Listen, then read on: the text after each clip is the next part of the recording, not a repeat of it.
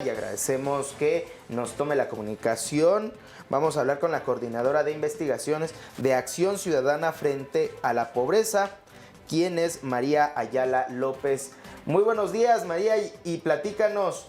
pues, cómo sacan este dato que dan a conocer de 14.8 millones de personas que carecen de ingresos suficientes para mantener a su familia y los cuales en esta pandemia están siendo más afectados. Hola, buenos días. Muchas gracias por el espacio. Y pues sí, efectivamente en México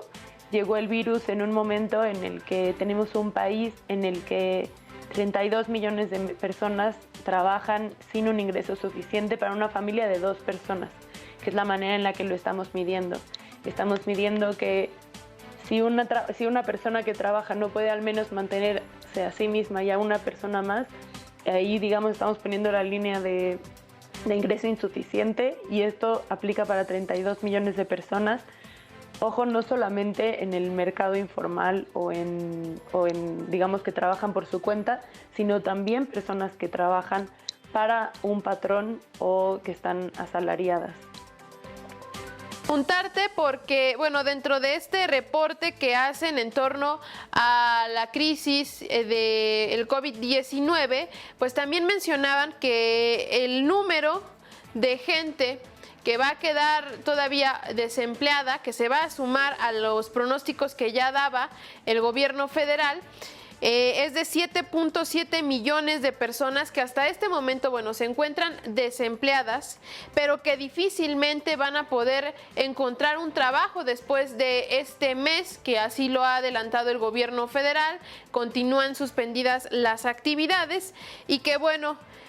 pues va a estar un poco complicada la situación, que va a rebasar sobre todo los pronósticos que ya decíamos. Y bueno, no se va a alcanzar la cuota que se había puesto el gobierno federal de crear 2 millones de empleos en lo que resta del año. Sí, claro. La Secretaría del Trabajo hizo presentó los datos de desempleo simplemente basándonos en los registros del IMSS, y vimos cómo la curva del desempleo subió, incluso más, decíamos, que la misma curva del COVID. Entonces creemos que la curva que hay que también ir aplanando es la curva del desempleo, y eso solamente lo vamos a poder lograr si damos apoyos a las empresas, pero digamos que no es apoyar a los empresarios, sino apoyar a las empresas para poder proteger al empleo. Esta cifra que mencionabas de 7.7 millones es una cifra a finales del año pasado, es decir, lo que nosotros marcamos con este reporte especial es una línea base a partir de la cual podemos empezar a medir las predicciones, y podemos sobre todo empezar a monitorear, que es un poco el objetivo del Observatorio de Trabajo Digno, que llevamos trabajando un año,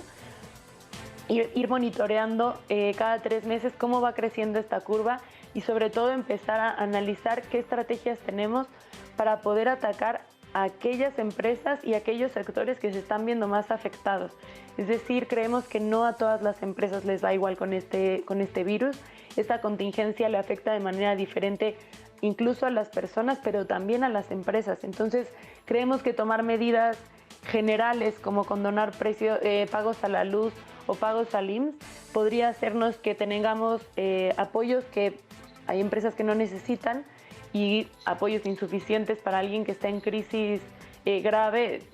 No pagar la luz quizás no es significativo para poder salvar su empresa y por ende a sus trabajadores y trabajadoras. 2 puntos más en torno a esta situación. Uno, una estadística que presentan vía redes sociales en la cual señalan que antes de fin de mes habría otros 500,000 empleos formales perdidos. Aunado a esto se suma que el 50% de estos empleos formales perdidos representan a mujeres. O sea que las mujeres son más factibles que pierdan su empleo. En torno a esta situación, los apoyos directos hacia las mujeres, ¿qué es lo que pedirían o qué solucionaría los problemas creados por esta contingencia? Sí, como bien mencionas, solamente del 13 de marzo al 6 de abril de este año se perdieron casi 350,000 empleos formales, es decir, de estos registrados ante el IMSS. Esto quiere decir que cada día en ese periodo se perdieron más de 14,000 empleos, son casi 14,500. Cada día. Entonces, justo por eso mencionaba este tema de aplanar la curva del desempleo. Y sí, efectivamente, desde antes de que llegara la contingencia, las mujeres tenemos más del doble del desempleo que los hombres, con todas las demás desventajas de la brecha salarial, del tiempo que pasamos además en trabajo doméstico. Y creemos que no es solamente tener alguna medida especial para la contingencia para las mujeres. Creemos que este es el momento, siempre ha sido el momento, pero ahora mucho más porque estamos en medio de una crisis. Tenemos que empezar a pensar en soluciones integrales y lo que mencionaba hace rato creo que es muy importante, que sean medidas específicas, que no sean, decíamos en el blog de Animal Político, que no sean escopetazos, sino tiros de precisión para que los recursos que se tienen, que son limitados, se puedan enfocar en las personas que más lo necesitan, en quien tienen más desventajas y sobre todo que estamos hablando no solo de personas trabajadoras, sino de familias que dependen de esas personas trabajadoras. ¿Crean que el gobierno federal ha echado puros escopetazos o que sí ha dado pues tiros certeros en torno a esta contingencia y a estos problemas de los que platicamos hoy? Pues es pronto para emitir un juicio, digamos, sobre todas las medidas que se han presentado, pero sí creemos que enfocarnos solamente en la política social,